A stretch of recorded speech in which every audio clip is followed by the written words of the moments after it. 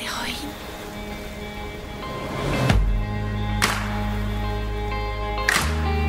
Et moi aujourd'hui, mon corps, je lui dis pas « Ah, t'es beau », je lui dis « Non, merci parce que grâce à toi, ça me permet de faire tout ce que je suis en train de faire et je me sens forte et je me sens bien ». Il faut essayer de changer ce discours qu'on a avec notre corps.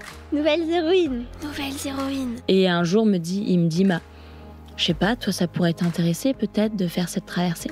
Et moi, j'avais même pas besoin de réfléchir. C'était un automatique. Oui, bien sûr, je suis là. Nouvelles héroïnes.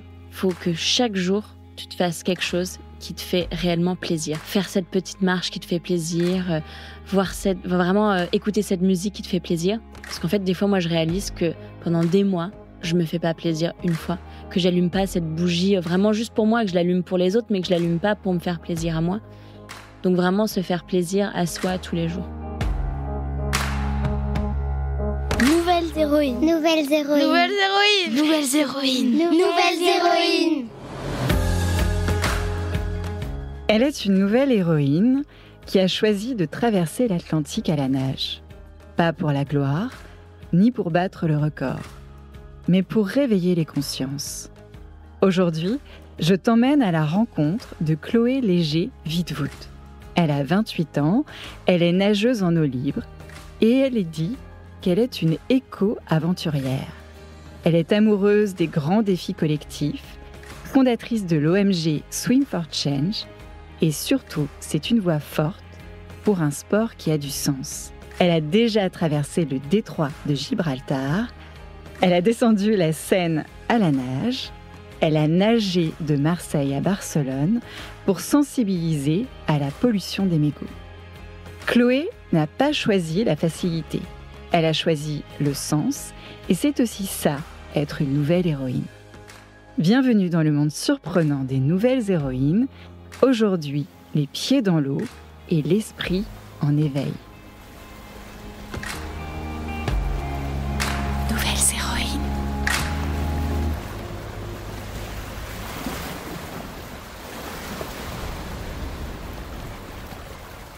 Bonjour Chloé. Bonjour. Merci beaucoup d'être ici. Je vais te poser une première question. Est-ce que tu as un mot pour définir ton enfance ? Mon mot, ce serait la joie.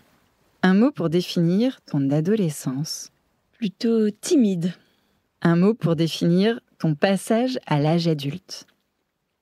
L'audace. Et aujourd'hui, quel est le mot qui définit plus tes émotions avant cette veille de traversée de l'Atlantique ? Beaucoup d'excitation. Joie, timide, audace, excitation. Alors ma première question, dans quel environnement, Chloé, tu as grandi ? J'ai grandi dans un environnement, et je pense que le mot joie le raconte bien, beaucoup de bienveillance, dans une famille avec beaucoup d'amour, et avec des parents quand même un peu fous, qui nous faisaient faire plein de choses, où le mot impossible n'était pas vraiment dans le vocabulaire. Donc, on avait beaucoup de liberté et beaucoup d'aventures en fait en famille. Tes parents étaient de grands sportifs, ce que j'entends dans ce que tu dis un peu fou, c'était des grands sportifs. Ils étaient sportifs, oui, et après ils sont surtout remis au sport à 40 ans, beaucoup de triathlon, et donc le sport après a vraiment animé tout leur quotidien. Et donc c'était des sportifs, pour eux, c'était quand même le sport, c'était le centre de leur vie presque. Tu as un petit accent. Quand j'ai entendu tes interviews, tu as un anglais parfait. Donc j'imagine que tu as grandi dans un pays anglophone. J'ai eu la chance de grandir à l'étranger. Je suis partie de la France, j'avais 4-5 ans. On est parti vivre en Chine, à Shanghai. Donc j'ai vécu 6 ans en Chine, après 7 ans en Thaïlande, après un petit passage aussi par Singapour. Et moi, j'ai fait mes études en Angleterre. Donc ça fait que 5 ans en fait que je suis revenue en France. Quelle est cette enfance en Chine ? Donc, tu quittes la France, tu as 5 ans. Tu m'as pas dit si tu as des frères et sœurs ? J'ai 2 petites sœurs. 2 petites sœurs, donc tu es l'aînée. Et alors, comment on grandit en Chine, qui est quand même le pays le plus pollueur au monde ? Alors déjà, c'était une autre époque. Nous, quand on est parti en Chine, c'était en 2002. Et c'était quand même au tout début de la croissance de la Chine. Donc, on a aussi vécu cette croissance et ce développement. C'était vraiment génial parce que c'était l'occasion d'être différent. dans le pays. Avec ma sœur, Gabrielle, en plus, j'avais les cheveux plus clairs à l'époque, j'étais presque blonde. On était 2 petites blondes en Chine et on était visuellement tellement différentes des autres. Et donc, les gens nous arrêtaient dans la rue. Les gens voulaient absolument prendre des photos avec nous. On n'arrivait pas à aller à un endroit sans que quelqu'un veuille prendre une photo avec nous juste parce qu'on était 2 petites blondes en Chine à cette époque-là. Et donc, je pense que d'avoir vécu cette expérience d'être la personne différente, la personne qui ne ressemble pas aux autres, je pense que ça a quand même créé quelque chose en nous qui nous disait, en fait, c'est OK d'être différent, c'est OK de faire quelque chose de très différent des autres. Et quel est le système éducatif que tu as suivi ? J'étais dans une école internationale et avec le curriculum qui était anglais, donc british. Donc tout était en anglais. Et après, les élèves venaient partout dans le monde. On avait plus de 50 nationalités dans l'école. Shanghai, alors attends, il faut que je vérifie ma géographie. On n'est pas du tout au bord de la mer, ou si on est au bord de la mer ? On est presque au bord de la mer, oui. Parce qu'aujourd'hui, tu es nageuse. Est-ce qu'il y a un moment dans cette enfance où tu te souviens de cette première émotion quand tu vas dans l'eau ? Comment, en fait, tu es devenue amoureuse de cet élément naturel ? Mon amour de l'eau, elle vient de mes 2 papis. En fait, chacun, côté de ma mère, mon papy, il était en Bretagne. Et donc, tous les étés, mes parents, ils nous envoyaient en France pour passer du temps avec nos grands-parents. Donc, je passais déjà 2 semaines en Bretagne avec mon grand-père qui, lui, avait un bateau et qui était pêcheur. Donc, il nous emmenait tous les étés en mer, sur son bateau. On plongeait du bateau, on faisait du ski nautique derrière son bateau. Et vraiment, lui, il était amoureux de l'océan, c'était son plus grand amour et donc il m'a vraiment transmis ça. Et après, de l'autre côté, mon grand-père, il vivait en Haute-Savoie, donc plutôt dans les montagnes, mais il était amoureux de l'eau et vraiment fou de cet élément. Et donc l'été, il nous faisait toujours une petite piscine, il nous construisait une petite piscine avec un bac en plastique, vraiment ça ressemblait à rien. Il nous remplissait le bac d'eau et au milieu du jardin, on jouait, on faisait des bagarres d'eau. Tout l'été, en fait, l'eau, c'était notre élément, en fait, et on se marrait là-dedans. Donc, je pense que c'est grâce à eux que j'ai eu cet amour de l'eau. Et aujourd'hui, j'ai encore cette sensation, quand je touche l'eau, tout va bien, en fait. Ça me calme tout de suite et ça m'amène beaucoup de joie. Les enfants, ils ont souvent, alors on ne dit pas forcément peur, mais cette appréhension de l'eau. Je vois, par exemple, mes filles... il faut que l'eau soit extrêmement claire et qu'elles voient le fond. Dès qu'il y a des algues ou que c'est un peu plus sombre ou un peu plus profond, il y a elles ne veulent pas y aller. Comment est-ce que tu les aiderais à franchir le pas pour y aller dans l'eau et pour ne pas avoir cette peur ? Il faut le faire par petites étapes. Parce que je pense qu'en fait, si on revient avant, même quand on est plus jeune, on n'a pas peur de l'eau. Quand on voit les bébés, vraiment les enfants très jeunes, l'eau, c'est quand même notre élément. On a grandi pendant 9 mois dans l'eau. Donc, en fait, on est quand même naturellement OK avec ça. Mais je pense que cette peur de l'eau, elle arrive très vite. Mais c'est plus les parents, la société autour de nous Un parent va toujours dire à son enfant « Fais attention, on va pas trop loin ». Et donc, cette peur, je pense qu'elle vient des gens autour de nous. Et qu'en fait, si on aide vraiment les enfants et les petites filles à avoir cette confiance... Et c'est par prendre des petites victoires à chaque fois. Moi, je sais que je donnais quelques cours à des jeunes enfants de natation et la première chose qu'on apprend, c'est cette confiance dans l'eau, c'est de ne pas avoir peur, c'est de mettre la tête sous l'eau. Et en fait, on va par des petites étapes et par des petits jeux aussi.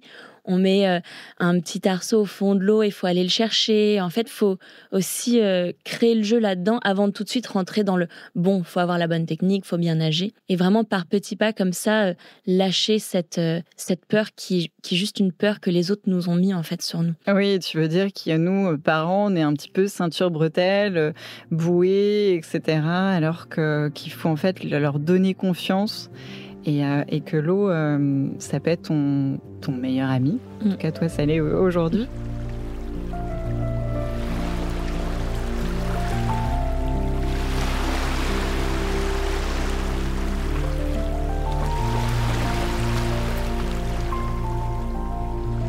On va revenir à tes 2 grands-pères.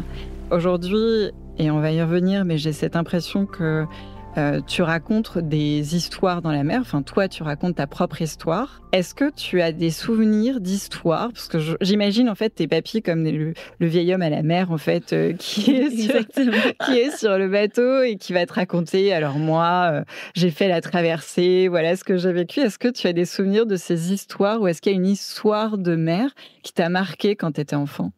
Pas spécialement des histoires, en tout cas, de mes papis. Ils me racontaient des histoires, mais plutôt de la guerre, en fait, et plutôt ce qu'ils ont vécu à ces moments-là. Mais je pense qu'ils ont, eux, pas spécialement eu vraiment l'occasion de vivre des vraies aventures en mer, parce que si c'était pas spécialement accessible à tout le monde.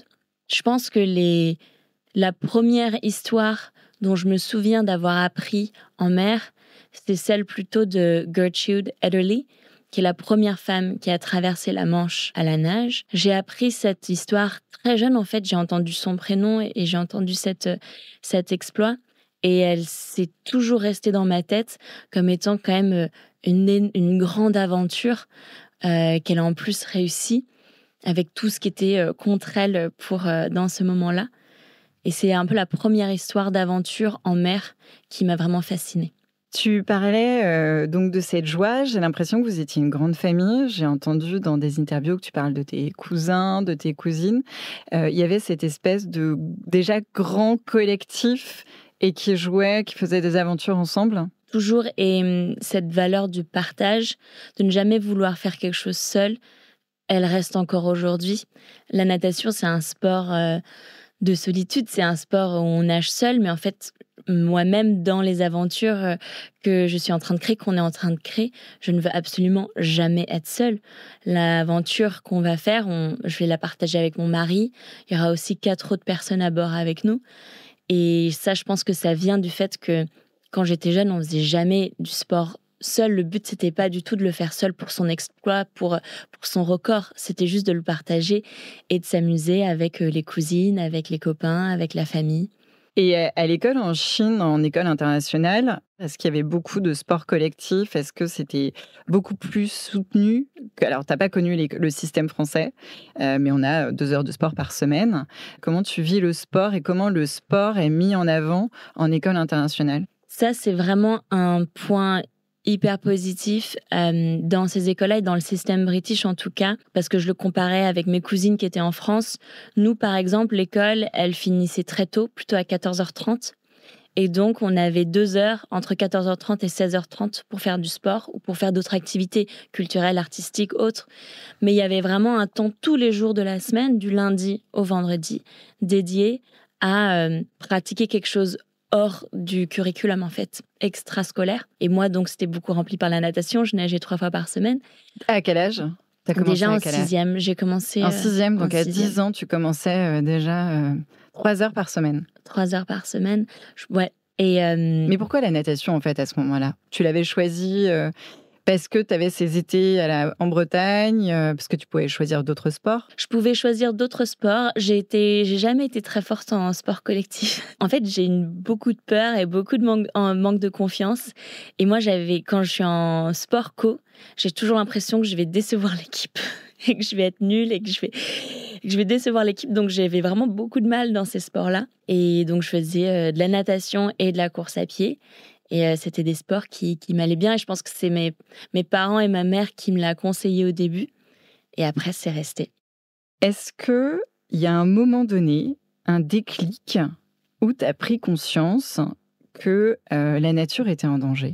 Je l'ai pris conscience sur la partie vraiment nature, c'était un peu plus tard. Parce qu'en fait, quand j'étais ado, je faisais plein de projets associatifs, mais comme j'étais plutôt à l'étranger, surtout par exemple en Thaïlande, il y a énormément de pauvreté. Et ma sœur, en plus, est orpheline et adoptée. Donc, tous mes projets, je m'engageais beaucoup. J'avais beaucoup ce côté engagement, mais c'était plus sur des thématiques de comment mieux aider les enfants à être éduqués quand ils sont orphelins, comment aller récolter de l'argent, comment soutenir ces communautés-là. Tu faisais ça en Thaïlande quand tu étais ado? Oui. Toute mon adolescence, c'était créer des associations, participer à des associations. Moi, je revenais à l'école le samedi parce qu'en fait, on accueillait dans notre école et dans notre établissement scolaire des orphelins qui, eux, malheureusement, avaient pas beaucoup d'endroits pour jouer, de piscines, ils n'avaient pas accès à tout ça. Et donc, on les invitait dans notre école le samedi. Nous, on allait les encadrer pour passer du temps avec eux dans l'eau, dans la piscine, leur donner cette expérience-là qu'ils n'avaient pas du tout, sinon s'ils n'avaient pas accès à ça. Donc moi, j'étais très engagée déjà sur tous ces sujets-là. Et j'avais même dit à ma mère, quand j'étais ado, « Maman, mais je comprends pas pourquoi tout le monde en Europe, ils sont à fond sur l'environnement. C'est pas le plus gros problème dans le monde. Le plus gros problème, c'est tous ces gens qui n'ont même pas de quoi manger ou vivre, parce que j'étais entourée de ça. C'était mon quotidien. Je voyais ça autour de moi partout. Et après, donc, ce côté environnement est venu plutôt après, plutôt quand j'étais en études et que je suis revenue en Europe et que j'ai aussi pris conscience que oui, il y avait, avec notre consommation et notre manière de vivre, qu'il y avait un gros impact derrière. Je t'ai pas demandé la profession de tes parents. Ils sont tous les deux ingénieurs et ont travaillé plutôt dans des grosses entreprises. Donc en fait, tu as eu une passion des sciences, des mathématiques pendant ta scolarité ? Oui, et j'étais forte à ça. Enfin, c'était des matières qui me plaisaient bien et que je comprenais bien. En fait, j'aime beaucoup les maths. Et donc, j'ai suivi un peu dans cette voie-là aussi de vouloir faire ingénieur. Est-ce qu'en Chine et en Thaïlande, tu étais révoltée ? Est-ce qu'il y avait ces stéréotypes de genre, ces inégalités que tu pouvais voir entre les filles et les garçons ? Que ce soit quand tu étais à l'école ou quand tu étais au collège ? Je le voyais en fait même juste beaucoup à l'école. Moi, ce qui me révoltait beaucoup à l'école, surtout à l'adolescence, c'était la manière dont on parlait du physique des filles. Et moi-même, je l'ai vécu en fait. Je trouve qu'il y avait... On scrutait beaucoup les corps, on parlait beaucoup des corps. Moi, je recevais énormément de commentaires sur mon corps. En plus, à l'adolescence, quand le corps de la femme est en train de changer, qu'on est en train d'avoir des hanches, des seins, tout ça, moi, je pense que presque tous les jours, je recevais un commentaire sur mes seins d'un autre garçon à l'école ou d'une autre fille même. Et j'avais beaucoup de mal avec ça. Et je trouvais qu'on parlait pas du physique des hommes, on commentait pas ce qu'ils portaient à l'école. Voilà, comment leur corps, eux, changeait, mais on parlait beaucoup des filles. Et ça t'attristait ? T'étais malheureuse ? J'étais malheureuse. C'est pour ça que le mot que j'ai utilisé pour l'adolescence, c'est triste, parce que ça m'a mis un gros coup à ma confiance en moi. Surtout qu'en plus, en Thaïlande, en fait, les filles asiatiques ont souvent des plus petits seins que des filles européennes. Et donc, j'avais même pas l'opportunité d'acheter des soutiens-gorge à ma taille. Il n'y avait pas ça dans le pays. On a fait tous les magasins avec ma mère. Je me souviens que le week-end, la mission, c'était d'aller trouver un soutien-gorge à ma taille qui n'y avait même pas. Donc, en plus, j'arrivais même pas à m'habiller à l'école dans les habits qui m'allaient. Et ma mère, après, à chaque fois qu'on rentrait en France, on essayait de trouver quelque chose, des solutions. Et ça, c'était compliqué. Et j'avais vraiment du mal à accepter mon corps qui a changé tellement vite. Et de recevoir des commentaires, et de ne pas avoir les bons habits aussi, d'être jugée par un t-shirt qui, il y a 6 mois, ça allait. Et là, 6 mois plus tard, en fait, il ressemblait plus du tout la même manière sur mon corps. Ça a été très, très dur. Et j'avais en fait besoin de cacher mon corps. J'avais du mal à le mettre en avant. Mais ce qui est intéressant, c'est que tu as choisi un sport, ou c'est le sport qui t'a choisi, où tu montres ton corps. Mais tous les ans, je voulais arrêter la natation. Tous les ans, je disais à ma mère, j'ai envie d'arrêter. En plus, tous les ans, il y avait plein de filles qui arrêtaient la natation. Je pense que quand j'ai commencé en 6e, en club de natation, on devait être presque une vingtaine de filles de mon année qui faisaient de la natation. En terminale, on n'était plus que 2. Chaque année, les filles arrêtaient parce qu'en fait, c'était un sport où tu passais 2 heures l'après-midi en maillot de bain, où tu t'exposais complètement ton corps. Et c'est ma mère qui me disait, mais reste dans le sport, ça te va bien. Sinon, vraiment, trouve autre chose. Mais il faut absolument que tu gardes un sport. Parce qu'en fait, sinon, moi, cette période-là, je l'aurais vécu 1000 fois pire si j'avais pas eu la natation qui m'a quand même donné un minimum confiance en moi et confiance en mon corps à ce moment-là. On dit que le sport est vecteur de confiance et que c'est important. Moi, les cours de natation, je le vivais plutôt mal parce que tu avais ce jugement des autres. J'avais aussi honte de mon corps, tu te sens pas bien, etc. Et j'aimais pas les cours de natation en collectif. Mais j'aimais bien nager, toute seule. J'avais plus cette solitude Et C'est après, ce qui celui-là. était différent, c'est que les cours de natation en collectif, c'est avec tout le monde de la classe. Donc, il y a un peu ce côté jugement. Là, comme c'était le club de natation le soir, on était là pour nager. Il y avait presque plus de différence entre les garçons, les filles, parce qu'on était tous là pour nager, on était tous allés dans nos niveaux de nage. En plus, ça mixait les âges aussi, parce que c'était vraiment par niveau de natation. Et donc, je me sentais presque moins jugée à la natation que la journée à l'école, habillée, mais jugée sur ce que je portais parce que ça avait une forme différente sur mon corps qu'une autre femme. Là, je pense à toutes les auditrices adolescentes qui vont t'écouter. Qu'est-ce que tu aimerais leur dire à ces jeunes filles qui vivent peut-être la même situation que toi, tu vivais à l'époque? De ce corps qui change, de ces cours de natation face au regard des autres, des garçons, des autres filles. Tu l'as dit, hein, souvent, c'est aussi les filles. On se juge. Les cabines à la piscine, moi, je me déshabillais toute seule. Je me déshabillais pas avec une autre fille. Qu'est-ce que tu leur dirais aujourd'hui? Je dirais que déjà, je comprends que c'est un moment compliqué. Et je dirais surtout, en fait, il faut garder un sport. Pendant ces années-là, il faut avoir un moment dans sa journée où on prend soin de notre corps, où on aime notre corps finalement. Le sport, à la fin de notre séance de sport, on se dit bravo, merci à ce corps qui m'a permis de faire ça. Et il faut essayer de changer son regard là-dessus. Et moi, aujourd'hui, mon corps, je lui dis pas « Ah, t'es beau ». Je lui dis « Non, merci parce que grâce à toi, ça me permet de faire tout ce que je suis en train de faire et je me sens forte et je me sens bien ». Il faut essayer de changer ce discours qu'on a avec notre corps.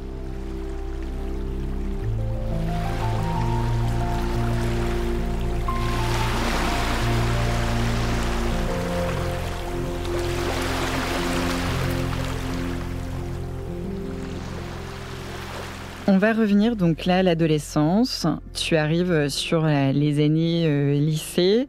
Est-ce qu'à ce moment-là, tu sais exactement, hier j'étais avec des jeunes auditrices qui m'interviewaient et qui m'ont posé cette question. Est-ce que tu savais le métier que tu voulais exercer quand tu avais 15 ans? Oui. Ah oui. Mais j'étais très différente. Après, je l'exerce plus aujourd'hui. Mais oui, parce que j'ai eu un prof aussi qui me l'a montré. Parce que c'était un métier assez atypique. Je voulais être ingénieure, mais en fait, je voulais créer des produits. Donc, je voulais vraiment être quelqu'un qui réfléchit à un produit et qui se dit, ce produit, il faudrait qu'on le développe plutôt de cette manière-là.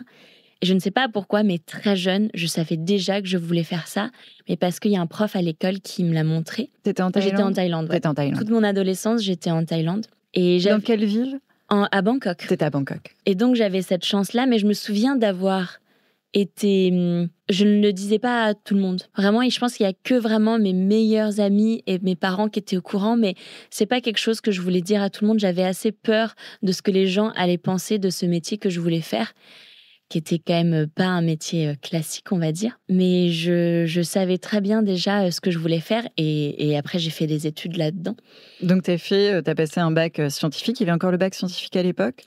Oui, Mais quand t'es en lycée international, c'est différent alors? C'est un bac international. C'est un bac international. Ça fonctionne à peu près pareil. Tu choisis les matières. J'avais choisi maths et physique, donc plutôt scientifique, pour après rentrer en école d'ingénieur avec spécificité vraiment sur la création, développement de produits. Mais est-ce que toi, tu avais créé des produits déjà dans ta vie?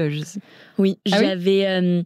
moi, à l'école, quand j'étais ado, comme j'étais dans plein d'associations et que j'avais plein de choses à faire, j'écrivais ma to-do sur mes mains. Je pensais à des choses en classe et je me dis « Ah oui, ce midi, il faut que je m'occupe de ça, il faut que j'aille voir cette personne, il faut que je fasse ça. » J'écrivais ma to-do sur les mains et donc j'avais de l'encre partout sur mes mains et sur mes bras. Et donc, j'avais imaginé ce produit où c'était une montre. À l'époque, c'était une montre connectée, ça n'existait pas encore, mais c'était une montre connectée où je pouvais écrire, où les ados pourraient écrire leur to-do sur leur montre.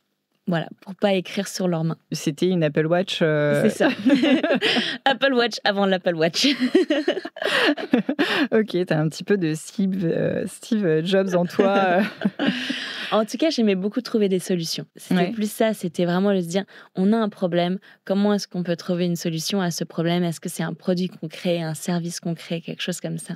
Et dans tes associations, le samedi matin, tu crées des produits avec les enfants, les orphelins? Ça, c'était plutôt passer de bons moments avec eux. Ouais.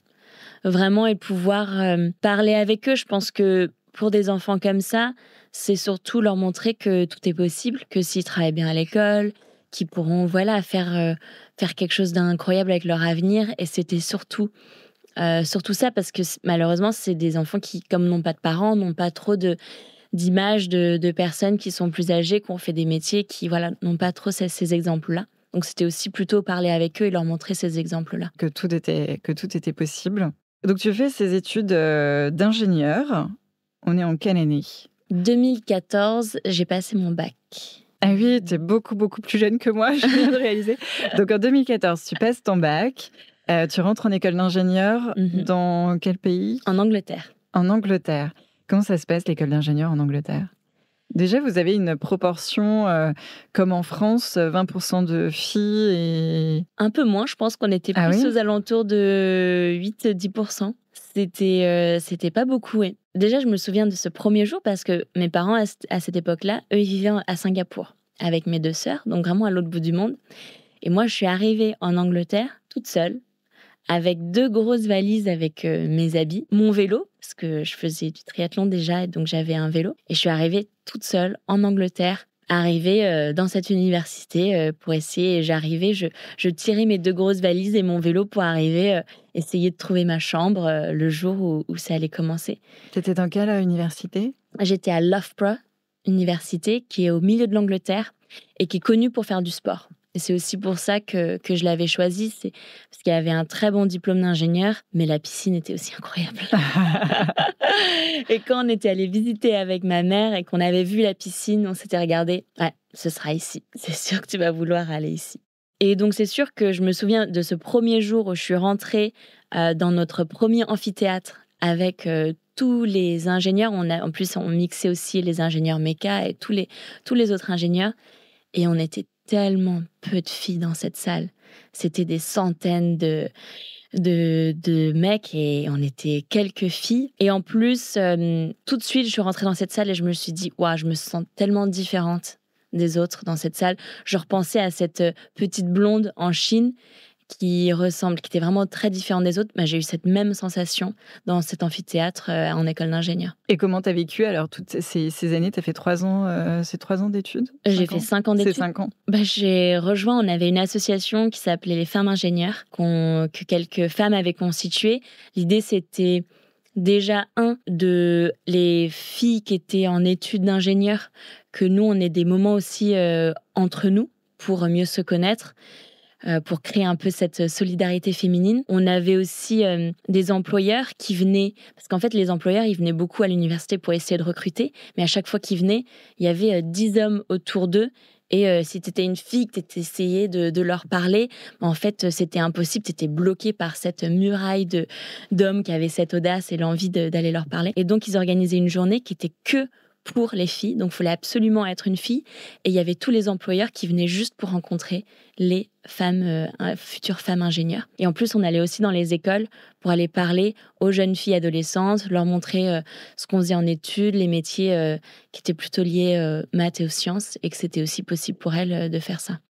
Tu disais tout à l'heure qu'un mot pour qualifier ton passage à l'âge adulte, ça a été l'audace. Est-ce que tu te souviens de la première chose audacieuse que tu as réalisée ? On peut considérer que partir faire ses études en Angleterre quand ses parents vivent à Singapour est audacieux. Mais est-ce qu'il y a quelque chose qui relie du coup le sport, l'audace et toi ? Je pense qu'il y a plein de choses pendant cette période où j'avais un peu cette mentalité de j'y vais. Mais ma première année, donc je venais faire ma première année d'études. Donc j'avais 19 ans et l'été j'avais trouvé un stage en Chine pour aller faire un stage dans une entreprise en Chine, Maped, qui faisait des produits scolaires, la règle Flex, tout ça. D'accord. Et donc j'allais travailler 2 mois dans leur usine en Chine pour faire mon premier stage. Et mes parents étaient à Singapour et eux ils m'avaient dit pour le week-end de ton anniversaire, comme ça tombait pendant l'été, viens nous voir à Singapour pour au moins passer le week-end ensemble. Mais par contre, nous, on fait un triathlon ce jour-là. Donc, tu viens, ce sera beau, ce sera au bord de la plage, ce sera un bel hôtel. Viens juste pour profiter du soleil et de la plage. Et moi, je leur dis, non, si je viens vous voir et que vous faites un triathlon, moi aussi, j'ai envie de faire un triathlon.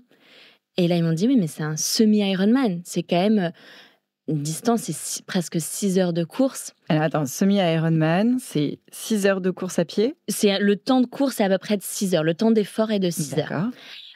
Les distances, c'est presque 2 km de natation, 90 km de vélo et un semi-marathon. Donc semi-marathon, 21 km. 21 km de course à pied. Donc c'est un temps d'effort à peu près équivalent à 5-6 heures.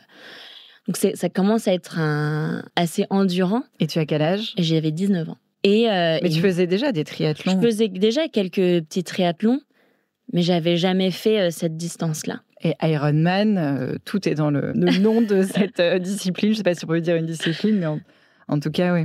Ironman, c'est la distance de triathlon la plus dure. Et là, c'était la moitié. Donc, c'est le semi-Ironman qui est déjà une distance. C'est un L, en fait. On appelle ça un triathlon L. Et moi, j'avais large. Large. Voilà, ok. Après, il y a XL. Après, il y a XL. Et donc, j'avais dit à mes parents, bah non, mais moi, si je viens vous voir et que vous faites ça, moi aussi, j'ai envie de m'inscrire et le faire. Et mes parents me disent, mais t'es sûr, c'est quand même un semi-Ironman, c'est quand même long, t'as 19 ans, ok, bah si tu veux, on t'inscrit. En plus, c'était mon week-end d'anniversaire. Et donc, je suis arrivée ce week-end-là et j'ai fait cette course et j'ai adoré. Je pense que j'ai même fini 2e féminine. Et donc, Attends, t'as terminé 2e femme? 2e de ma catégorie. De ta catégorie. Et la catégorie, c'est en fonction de quoi? De l'âge. De l'âge. Et je me souviens parce que je me suis dit, si j'avais fini première, j'aurais pu me qualifier pour les championnats du monde. Donc après, j'ai dit à mes parents, on revient l'année prochaine, je la refais, je finis première. Et tu disais en tout début d'interview de cette femme qui avait traversé la Manche à la nage et qui avait réussi. Qu'est-ce que c'est pour toi, la réussite? Là, tu dis que tu as réussi, tu as fini 2e féminine dans ta catégorie. Ça veut dire quoi? Comment tu le définis? Pour moi, la réussite, elle n'est pas spécialement liée à un temps ou en fait, surtout quand on fait beaucoup de sport d'endurance, c'est plus de l'avoir fait, d'avoir accompli un petit peu cette idée qu'on avait dans la tête qui était folle, d'avoir fini, terminé. Je trouve qu'en fait, c'est une preuve en fait à soi-même. Quand je vois cette femme qui réussit à traverser à la Manche, je me dis qu'elle a mis un tampon, qu'elle a montré en fait que c'était possible. Et je trouve que c'est ça, en fait, ça enlève le IM du mot et ça devient possible. Et après, je me dis qu'en fait, ça ouvre tellement de possibilités. Donc moi, quand j'ai fini ce premier semi-Ironman, oui, j'étais super contente parce que j'avais fait une belle course. Mais en fait, ça a vraiment enlevé pour moi. C'était un moment tellement marqueur pour me dire, mais en fait, tu peux faire des triathlons très longs. Tu peux les finir et tu as encore de l'énergie. Pour moi, après, c'était une ouverture vers... En fait, tu vas pouvoir faire plein de choses. Tu vas pouvoir faire des courses encore plus longues, faire des triathlons encore plus longs. Et c'était plus ce côté, quand tu finis quelque chose, tu te dis, bah, ça veut dire que derrière, si j'ai réussi ça, je peux faire plein d'autres choses. Donc, ça ouvrait le champ des possibles dans ton esprit. Tu parlais tout à l'heure de ta petite sœur qui était orpheline, que vous avez adoptée. Est-ce que, du coup, elle suivait ce chemin ? Avec mes sœurs, on était toutes les 3 très différentes. Et je pense que c'est chouette aussi parce qu'il n'y avait pas spécialement de comparaison l'une entre l'autre. Gladys, elle a sa force et sa créativité. Et je me souviens, quand elle était petite, elle écrivait déjà des livres. Et vraiment, elle était toute petite et elle écrivait des vraies histoires avec des vrais livres. On en reparlait l'autre jour avec une copine. Et c'était impressionnant. Et c'est sa force, c'est sa créativité. Ce qui l'a motivée, elle, et c'est aussi pareil que moi, c'est cette passion, en fait. Cette passion pour la créativité. Et donc, quand tu as cette passion, il y a presque plus de limites parce que tu es juste porté par la passion. Je trouve que quand il y a l'aspect sport, tu es obligé de réussir pour quelque chose pour te dire est-ce que cette passion, je peux la continuer et aller encore plus loin. Mais je trouve qu'avec le côté créatif, en fait, la passion, elle t'amène à plein d'endroits différents. Et Gabrielle, elle était aussi beaucoup dans le sport, mais plutôt dans le sport collectif. Donc elle avait vraiment cette force. Elle était dans beaucoup d'équipes différentes de sport, beaucoup de foot, de softball. Et c'était aussi une petite fille très sportive. Et mes parents adoraient aller la voir à toutes ces compétitions sportives. En plus, les sports co, c'est aussi très marrant à aller voir. Enfin, il y a beaucoup de rebondissements, il y a beaucoup d'encouragement d'équipe. Donc elle avait beaucoup ce côté sport équipe et elle trouvait aussi beaucoup le plaisir dans le sport. Et je pense que c'est quelque chose qu'on partageait. Où pour nous, le sport avant tout, c'était s'amuser, se faire plaisir et être avec des amis en fait. T'as jamais rechigné avant d'aller de faire du sport? Ah si, bien sûr. Alors c'est sûr que bien sûr c'est compliqué. Il y a des jours où on n'a pas envie, il y a des jours où on a la flemme.